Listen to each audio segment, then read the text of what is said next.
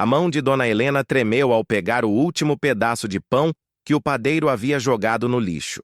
Seu marido, seu Antônio, estava sentado no chão frio da calçada, a cabeça baixa, envergonhado demais para olhar nos olhos da mulher com quem vivera 52 anos. Eles não comiam uma refeição decente há 3 dias. Mas o que mais doía não era a fome que róia o estômago. Era a lembrança de quando aquela mesma padaria pertencia a eles. "Tô com tanta vergonha, Helena", murmurou Antônio, a voz quebrada. 52 anos de casados, e te trouxe para isso. Helena apertou a mão ossuda do marido. "A gente vai sair dessa. Tem que ter fé." Mas enquanto dizia isso, ela sentia o peso da mentira. Como teriam fé quando o mundo inteiro parecia conspirar contra eles? Quando até os próprios filhos tinham virado as costas? 6 meses antes, a vida era diferente. Não rica, mas digna. A padaria Santo Antônio era pequena, mas suficiente. Durante 40 anos, aquele estabelecimento na zona norte de São Paulo alimentou gerações de famílias do bairro. Dona Helena acordava às 4 da manhã para fazer os pães caseiros que eram a marca registrada do lugar. Seu Antônio cuidava do balcão. Conhecia cada cliente pelo nome. Sabia quem preferia o pão francês bem torrado e quem gostava molinho. "Bom dia, seu Antônio. Os pães de hoje estão cheirando melhor que ontem." Era sempre assim. Sorrisos, conversas, histórias compartilhadas. A padaria não era apenas um negócio. Era o coração do bairro. O casal nunca teve muito, mas tinha o suficiente. Criaram 3 filhos ali. Marcelo, o mais velho, formado em administração, Patrícia, a do meio, que se casou com um empresário, e Júnior, o caçula, que sempre foi mais chegado nos pais. Os 3 cresceram ajudando na padaria, reclamando do cheiro de farinha que grudava nas roupas, mas levando marmitas quentinhas para a escola. Tudo começou a desmoronar quando Marcelo apareceu com uma proposta. "Pai, mãe, precisamos conversar sério." Marcelo trouxe papéis, gráficos, números que seu Antônio não entendia bem. "O bairro está mudando. Estão construindo aquele shopping. Vão vir franquias grandes. A gente precisa modernizar ou vai quebrar." "Modernizar como, filho?" Seu Antônio franziu a testa. "Reformar, ampliar, talvez abrir uma filial. Mas para isso a gente precisa de capital. Eu tenho uns investidores interessados." Dona Helena sentiu um aperto no peito. "Investidores? É seguro, mãe. Conheço essas pessoas. São sérias. O senhor só precisa assinar uns documentos, usar a padaria como garantia num empréstimo pequeno. Em 6 meses a gente triplica o faturamento." Patrícia estava lá também, com o marido, Diego, um homem de terno impecável que sorria demais. "É uma oportunidade única, sogro. Meu marido pode ajudar. Ele tem contatos no setor." Júnior, o caçula, foi o único que hesitou. "Pai, acho melhor a gente pensar com calma." "Calma?" Marcelo cortou. "Enquanto a gente pensa com calma, o mercado não espera, Júnior. Você não entende de negócios." A discussão esquentou. No final, seu Antônio confiou. Como não confiar nos próprios filhos? Assinou os papéis que Marcelo trouxe sem ler direito.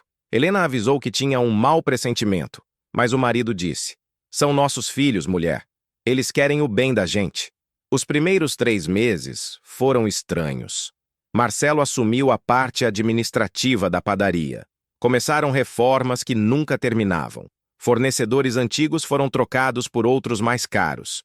Diego aparecia com frequência, sempre fechado em reuniões com Marcelo no pequeno escritório dos fundos. "Mãe, a senhora precisa se aposentar desse negócio de acordar de madrugada", Patrícia disse um dia. "Vamos contratar padeiros profissionais." "Mas eu sou padeira profissional, filha. Faço isso há 40 anos. "Não é isso, mãe. É que as coisas estão mudando. A gente precisa de processos modernos, padronização." Aos poucos, Dona Helena foi sendo afastada da própria cozinha. Os pães não tinham mais o mesmo gosto. Os clientes antigos começaram a reclamar. Seu Antônio tentava conversar com Marcelo, mas o filho sempre tinha uma desculpa. Estava ocupado, tinha reunião. "Depois a gente conversa, pai." Então veio a bomba.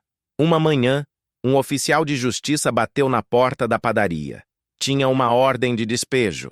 A padaria, junto com a casa onde viviam nos fundos, havia sido dada como garantia numa dívida de R$ 300.000 que seu Antônio supostamente devia. Mas que dívida? Eu não fiz dívida nenhuma. Seu Antônio estava desesperado. O oficial mostrou os documentos. Lá estava a assinatura dele, autenticada em cartório. O empréstimo tinha sido feito em nome dele, usando a padaria e a casa como garantia. Só que o dinheiro nunca chegou nas mãos de seu Antônio. E agora, com juros acumulados, a dívida tinha explodido. Ligaram para Marcelo. Ele não atendeu, nem Patrícia. Só Júnior veio, pálido e furioso. Eu avisei que tinha algo errado. Júnior estava aos berros. Aquele Diego é um golpista. E o Marcelo? Eu não quero acreditar que meu próprio irmão... Mas era verdade. Aos poucos, descobriram o golpe. Marcelo e Diego tinham criado empresas fantasmas. Usaram o nome e a assinatura de seu Antônio para fazer empréstimos vultosos. O dinheiro nunca foi para reforma nenhuma. Foi desviado, lavado através de transações complexas que o casal jamais entenderia. Patrícia, quando finalmente atendeu o telefone, estava fria. Mãe, eu não posso me envolver nisso. Meu casamento está em jogo. O Diego disse que foi tudo mal entendido, que o senhor pai que assinou sabendo o que estava fazendo. Como você pode dizer isso da sua própria mãe? Eu tenho minha vida, mãe. Minhas filhas. Não posso jogar tudo fora. Marcelo sumiu completamente. Mudou de número, de endereço, como se nunca tivesse tido família. Em 60 dias, perderam tudo. A padaria foi leiloada por um valor ridículo para pagar uma fração da dívida. A casa também. Seu Antônio teve um pequeno infarto do estresse. Helena ficou com depressão. Júnior tentou ajudar, mas estava desempregado, mal conseguia se sustentar. Pai, mãe, vocês podem ficar comigo uns dias. Júnior ofereceu, mas o apartamento dele era minúsculo. Ele dividia com 2 amigos. A gente não quer ser peso, filho. Foi assim que acabaram na rua. Literalmente. 2 idosos, 73 e 70 anos, dormindo em papelões embaixo do viaduto. Helena chorava todas as noites, escondido para Antônio não ver. Antônio fingia dormir, mas também chorava, escondido para Helena não ver. Tentaram abrigos, mas estavam sempre lotados. Tentaram ajuda do governo, mas a burocracia era lenta demais, e sem documentos, que tinham sido roubados, era quase impossível. Pediam comida em restaurantes. Alguns donos tinham dó e davam marmitas. Outros os enxotavam como cachorros. Saiam daqui! Estão espantando os clientes! A humilhação era diária. Pessoas passavam e desviavam o olhar, como se miséria fosse contagiosa. Outros tiravam fotos como se fossem animais num zoológico. Olha, amor, que triste! Diziam. Mas não paravam para ajudar. O pior foi quando encontraram Patrícia na rua. Por acaso. Ela saía de um restaurante chique com Diego e as filhas. Dona Helena foi até ela esperançosa. Filha, Patrícia. Patrícia ficou vermelha de vergonha. Não de compaixão pela mãe. De vergonha de ser vista com ela. Mãe, o que a senhora está fazendo aqui? Ela olhou em volta, preocupada com quem poderia ver. A gente não tem onde ficar, filha. Só uma ajuda, só um lugar para... Eu já falei que não posso me envolver. Patrícia se afastou, protegendo as filhas como se Helena e Antônio fossem perigosos. Vocês precisam procurar a assistência social. Eu não posso... Diego, vamos. E foram embora. As netas olharam para trás, confusas, sem entender por que a avó estava naquela situação e por que a mãe as estava arrastando para longe. Aquela noite, pela primeira vez, seu Antônio falou em morrer. Não aguento mais, Helena. Trabalhei a vida inteira. Fui homem honesto. E tô aqui, passando fome, dormindo no chão. Pra quê? Pra que viver assim? Helena o abraçou forte, sentindo os ossos dele através da roupa suja. Porque a gente ainda tem um ao outro. E enquanto a gente tiver isso, tem motivo para viver. Mas ela também estava no limite. Foi quando tudo mudou. Era uma quinta-feira à tarde. Helena e Antônio estavam na porta da antiga padaria, agora com outro nome, outras pessoas. Eles voltavam ali às vezes, por masoquismo talvez, ou talvez por saudade. Um homem se aproximou. 50 e poucos anos, bem vestido, mas não ostensivo. Tinha uma pasta na mão. Seu Antônio? Dona Helena? Eles se assustaram. Quem era aquele homem? Como sabia seus nomes? Meu nome é Dr. Renato Campos. Sou advogado. Posso falar com os senhores? O casal se entreolhou, desconfiados. Já tinham caído em golpe uma vez. Não queremos nada, seu Antônio disse. Eu sei, mas talvez eu possa ajudar. Vocês se lembram de mim? Meu pai era o seu Joaquim, dono da mercearia ali na esquina. Eu cresci comendo o pão de vocês. Helena franziu a testa, tentando lembrar. Renato, o Renatinho, sou eu. Cresci, fiquei careca. Ele sorriu, mas havia tristeza nos olhos. Soube do que aconteceu com vocês. E não é justo. A vida não é justa, moço. Antônio disse, amargo. Talvez não, mas a lei pode ser. Vocês foram vítimas de um crime. Estelionato, falsidade ideológica, apropriação indébita. Seu filho e o genro dele precisam responder por isso. Já fomos na polícia. Disseram que era questão civil, que era briga de família, que não podiam fazer nada. Porque vocês não tinham advogado. Mas agora tem. A gente não tem dinheiro para pagar advogado, doutor, Helena disse.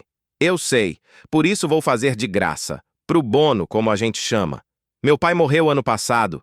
Nos últimos dias ele só falava dos pães da dona Helena, de como o seu Antônio era gente boa. Vocês ajudaram minha família quando a gente não tinha nada. É minha vez de retribuir. Pela primeira vez em meses, Helena sentiu algo que tinha esquecido. Esperança. Mas Antônio ainda estava cético. E o que um advogado pode fazer? A gente já perdeu tudo. Podem recuperar. O processo foi fraudulento. Os documentos têm irregularidades. E tem mais. Eu investiguei por conta própria.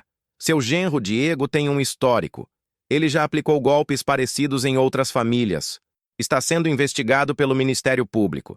Se a gente conectar seu caso ao dele, podemos não só anular a dívida, como processá-los criminalmente. Os olhos de Helena encheram de lágrimas. Por que o senhor está fazendo isso? Dr. Renato sorriu com tristeza. Porque na vida, dona Helena, a gente escolhe que lado fica.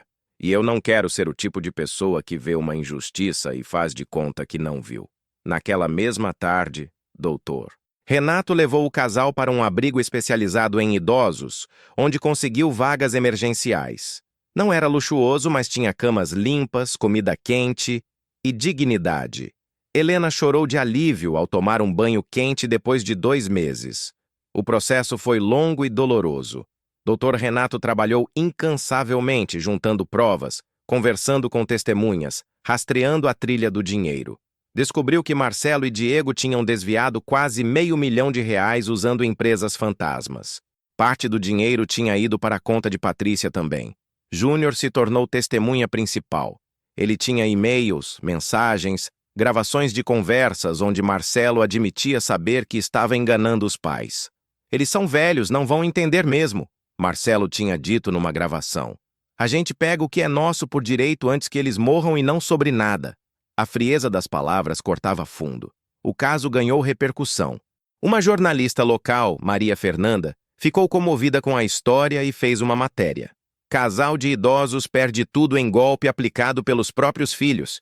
A reportagem viralizou. As pessoas ficaram indignadas. Começaram a aparecer doações. Desconhecidos mandavam dinheiro, comida, roupas. O dono de um restaurante ofereceu emprego para seu Antônio como consultor de panificação. O senhor sabe mais de pão que qualquer um que eu conheço. Uma empresa de padarias artesanais ofereceu à dona Helena uma parceria. A gente quer fazer o pão tradicional dela. E ela fica com 40% dos lucros. Mas o que Helena e Antônio mais queriam era justiça. O julgamento foi tenso. Marcelo apareceu de terno caro, acompanhado de advogados igualmente caros. Olhou para os pais com desdém, como se eles fossem os culpados. Diego estava confiante, achando que seu esquema tinha sido perfeito demais para ser desmantelado. Patrícia tentou argumentar que não sabia de nada, que era inocente, mas os registros bancários mostravam transferências suspeitas para a conta dela. E havia mensagens suas concordando com o plano. Dr. Renato foi implacável. Apresentou cada prova, cada documento, cada contradição. Trouxe as vítimas anteriores de Diego, que contaram histórias similares. mostrou que o esquema era elaborado e premeditado. Excelência! Dr. Renato se dirigiu ao juiz. Este não foi um erro. Foi um crime calculado contra pessoas vulneráveis, contra os próprios pais. Se há algo que nossa sociedade deve punir com rigor, é a traição da confiança familiar. Quando chegou a vez de Dona Helena testemunhar, ela estava nervosa. Nunca tinha estado num tribunal. Mas quando começou a falar, as palavras vieram do coração. Eu não quero vingança. Só queria entender. Por quê? A gente deu tudo para os nossos filhos. Amor, educação, valores. Onde foi que a gente errou? Marcelo desviou o olhar. Diego continuou impassível. Patrícia chorou, mas eram lágrimas de autocompaixão, não de remorso. O juiz foi claro na sentença. O que foi feito aqui configura estelionato qualificado, falsidade ideológica e apropriação indébita, agravados pelo fato de terem sido cometidos contra ascendentes. Considerando a premeditação e o dano causado, condeno Diego Mendes a 8 anos de reclusão em regime fechado. Marcelo Santos a 6 anos. Patrícia Santos a 4 anos convertidos em prestação de serviços comunitários e multa, considerando que sua participação foi menor, mas havia mais. Determino a anulação completa da dívida fraudulenta. A padaria e o imóvel, já leiloados, terão seus valores corrigidos e devolvidos aos senhores Antônio e Helena Santos. Adicionalmente, os réus deverão pagar indenização por danos morais no valor de R$ 200 mil. Dona Helena desabou em lágrimas. Seu Antônio a abraçou, também chorando. Pela primeira vez em quase um ano, eram lágrimas de alívio. Mas a maior reviravolta ainda estava por vir. 2 semanas depois da sentença, Dr. Renato pediu para se encontrar com o casal. Estava com um sorriso enigmático. Lembram que eu disse que investiguei o Diego? Então, descobri algo interessante. Parte do dinheiro que ele desviou está em contas no exterior. Contas que ele não declarou ao tribunal.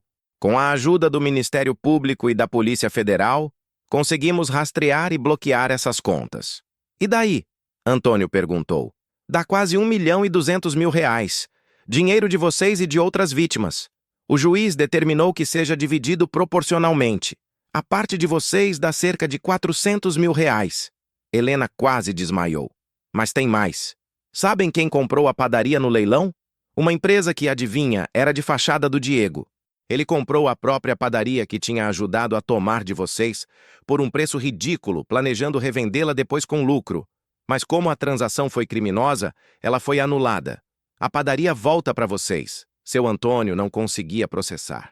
A padaria, nossa padaria, de vocês, completamente quitada, sem dívidas. E melhor, como Diego tinha começado a reformar para valorizar antes de revender, vocês vão recebê-la totalmente modernizada, com equipamentos novos, tudo pago pelo dinheiro que ele roubou. Foi um misto de riso e choro, justiça poética em sua forma mais pura. 3 meses depois, a padaria Santo Antônio reabriu. Fila na porta. A matéria da jornalista Maria Fernanda tinha feito o lugar virar quase lendário. A padaria da esperança, as pessoas chamavam. Dona Helena voltou a acordar às 4 da manhã para fazer seus pães. Mas agora tinha ajudantes.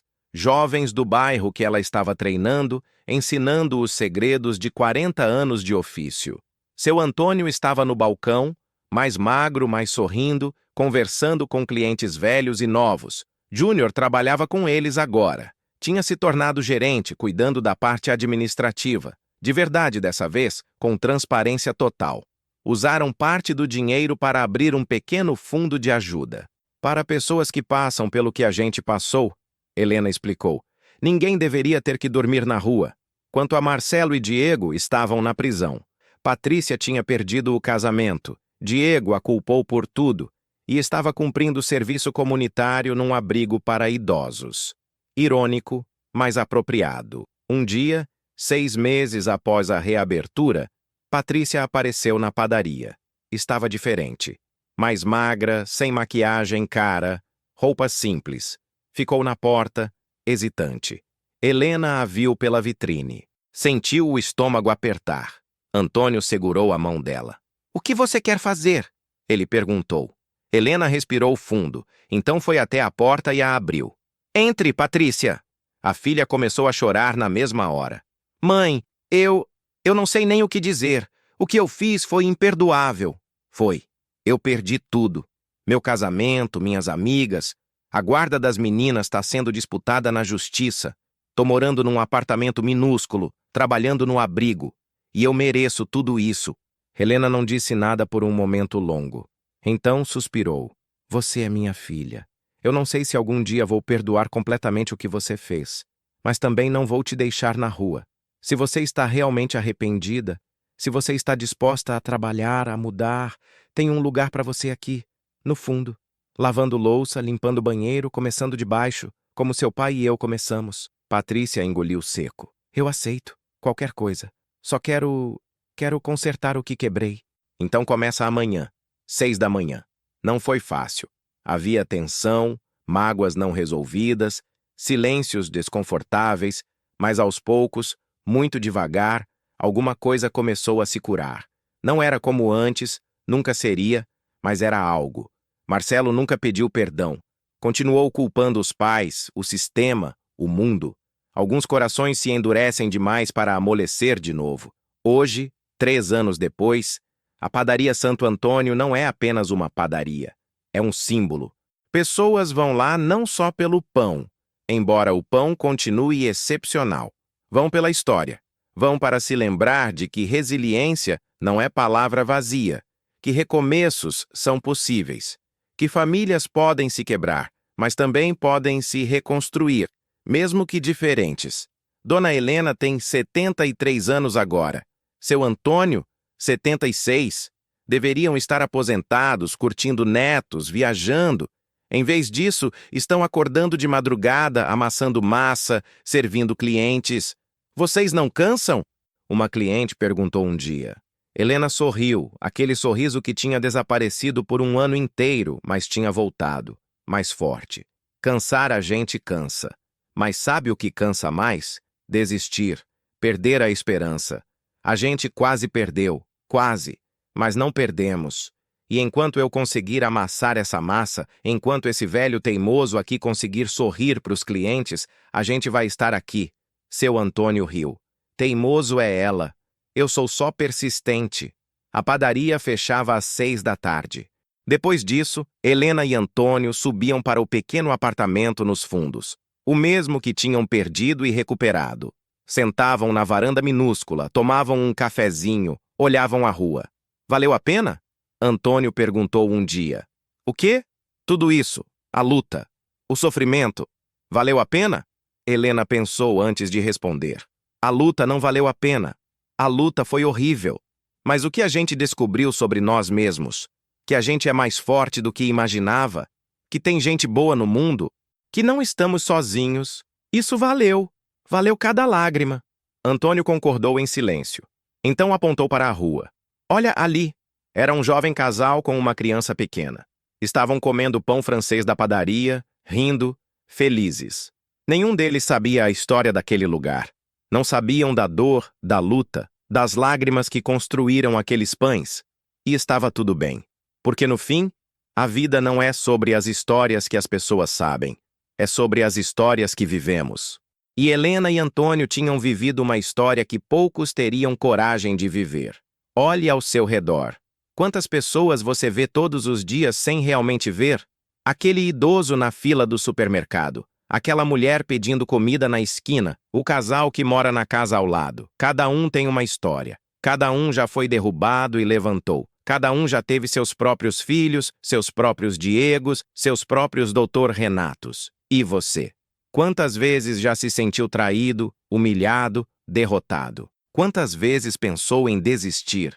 A história de Helena e Antônio não é especial porque é única. É especial porque poderia ser a sua. Porque a vida derruba todos nós. A questão é, você vai ficar no chão? Ou vai levantar, sacode a poeira e começa de novo? Tem alguém na sua vida que te traiu? Tem alguma dor que parece impossível de superar? Tem alguma situação que parece não ter saída? Você não está sozinho. E a saída existe. Nem sempre onde a gente espera. Nem sempre quando a gente quer. Mas existe. A padaria Santo Antônio está aberta até hoje. Se você estiver em São Paulo, passa lá. Peça o pão especial da Dona Helena. E enquanto morde aquele pão quentinho, lembra. Foi feito por mãos que tremeram de fome, que trabalharam na lama, que quase desistiram. Mas não desistiram. E você também não vai. Conta aqui nos comentários qual foi a sua maior queda e como você se levantou ou está se levantando ainda. Compartilhe sua história, porque no fim é compartilhando nossas histórias que a gente aprende que não está sozinho. E não estar sozinho faz toda a diferença. Se essa história tocou você, compartilhe com alguém que precisa acreditar que recomeços são possíveis, que justiça existe, que a bondade ainda não morreu. Compartilhe para lembrar ao mundo que enquanto houver histórias como a de Helena e Antônio, ainda há esperança. Ainda há pão quentinho esperando na padaria. Ainda há amanheceres para acordar. Ainda há motivos para levantar. Ainda há vida para viver.